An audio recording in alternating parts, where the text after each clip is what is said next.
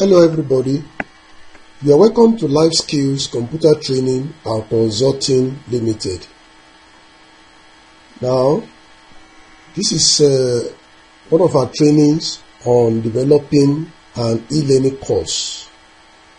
For more details about our training, you may want to visit www.ajwaleonline.com, and the details about each of our trainings are given on the website.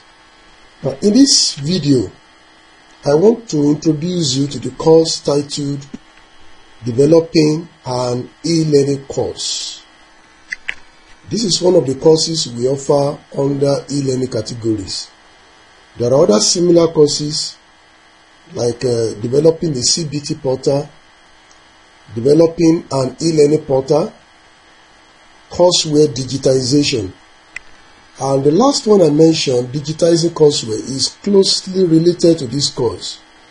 I do recommend that anyone taking this course should also take courseware digitization. But nonetheless, I want to assure you that in this course, you'll be fully introduced, fully trained, and tutored on how to develop a full-blown e-learning course. Now, let's start by defining e-learning. What is e-learning? E-learning is the use of technology to enable people to learn anywhere and anytime. It's totally different from the classroom setting where you engage students on face-to-face basis. But with the use of technology, your student can learn anywhere they are and at any time. And the purpose of e-learning is more than this. It's not just making learning mobile. Another purpose is making learning highly interactive. Highly interactive.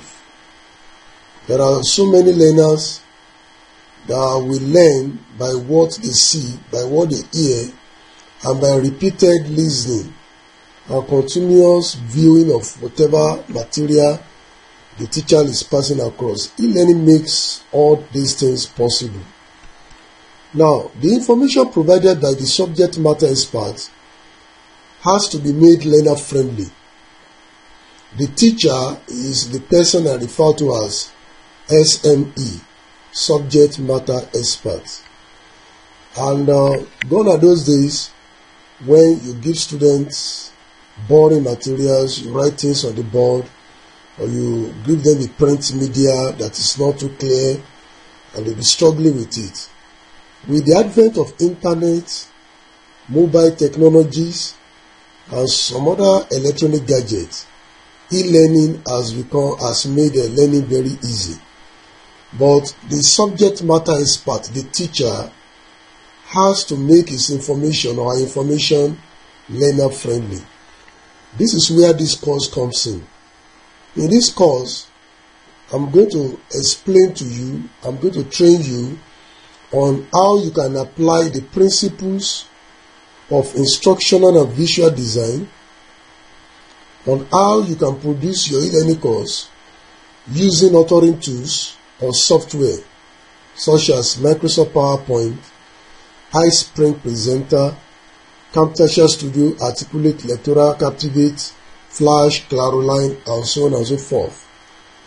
Now, I want to stress here that this training is not about Microsoft PowerPoint.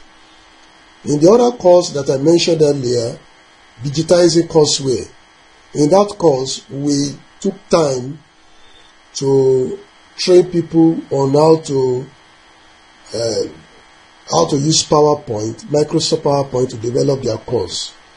And why? Because Microsoft PowerPoint is the most basic e-learning tool. But in this training, I'm going to introduce you to iSpring Presenter, Camtasia Studio, and all other authoring tools. And I hope we are going to have a good time together as we continue. Now, I'm still on this, what is e-learning. The material, the information provided by the subject matter expert, that is the teacher, that information must be made AICC or SCORM compliant. And the meaning of this, I'm going to explain in later videos, but to give a brief explanation of that, in order to deploy your course on a learning management system or on a portal, your course has to comply or to be compliant with this industry standard that we refer to as AICC or SCORM. If you don't get it now, I'll assure you that as we continue, you know more about that. Now, how do you make your course available? You can make it available on social media like Facebook, WhatsApp, Twitter, Instagram, and so on. Then, not only social media, your course, after packaging it, you can make it available for the student on a learning management system, LMS. And a very good example is the portal on which you are taking this course. It's a LMS. And after you have packaged your e-learning course, you have to make it available on either of these. Then we also have a web portal. You can develop a website or a web portal where your materials are made available for download for users to access them. It can also be on an intranet in a school where your materials will be made available. It can even be on a CD. Now, let's talk about what is not e-learning.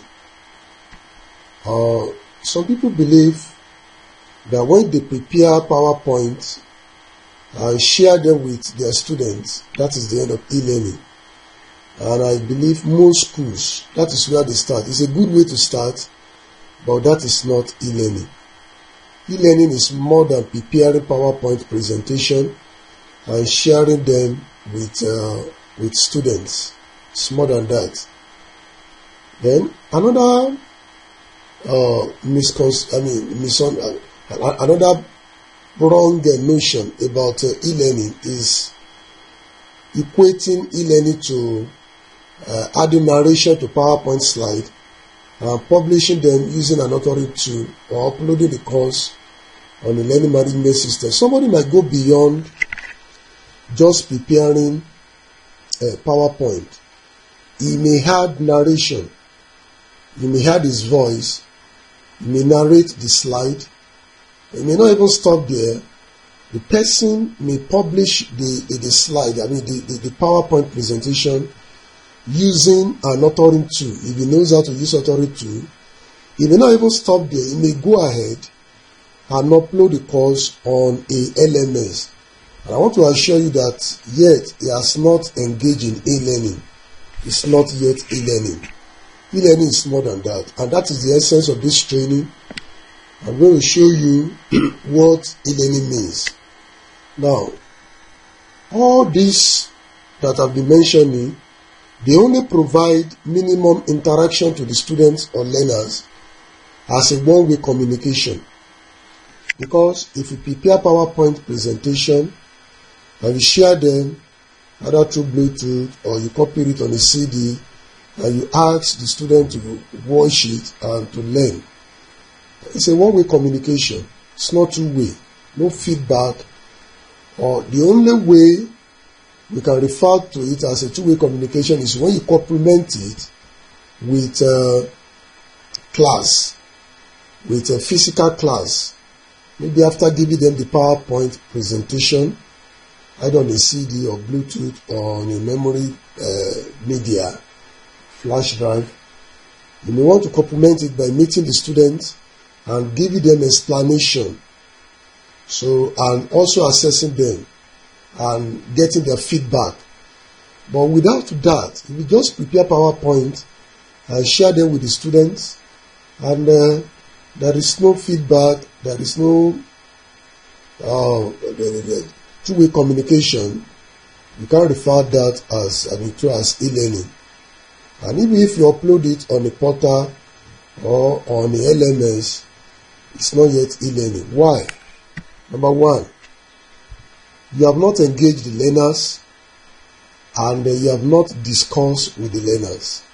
A full-blown e-learning course will entail engagement of learners, and there must be discussion. Then there must be assessment. Before you can call it a total e-learning course, there must be assessment and there must be feedback to the learners. You have to tell them whether they are right or they are wrong in their learning.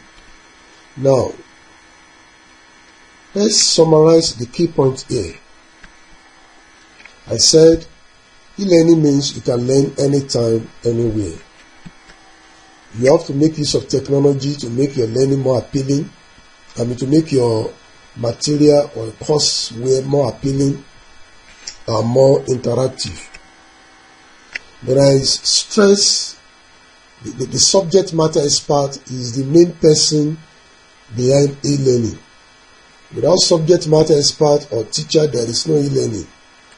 The teacher is the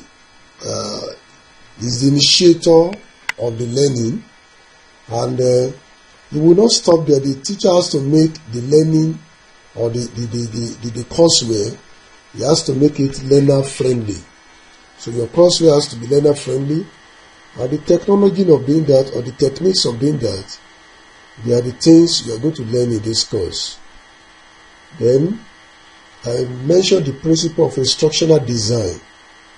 Actually, this course is not about teachers training, but we have to mention this briefly.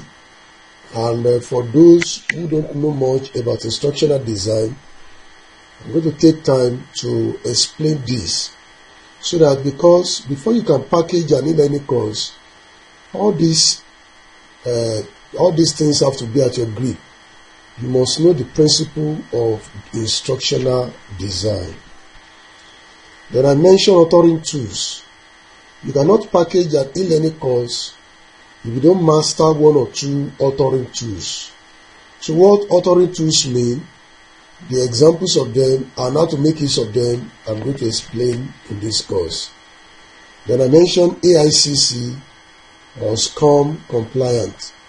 These are the industry standards that ensure that your course is up to standard. So you have to check your e-learning course along with this standard. We are going to know more of that as we continue. Then I mentioned LMS, Learning Management System, and that is another aspect of e-learning that you have to be exposed to. But it's a separate course in the series of our training, because there is a course titled Developing an E-Learning Portal. That course is about LMS, how you can develop it yourself from scratch. And that is a good thing. If you can develop the learning management system by yourself, and at the same time you can master how to develop an e-learning course, then you become a total e-learning expert.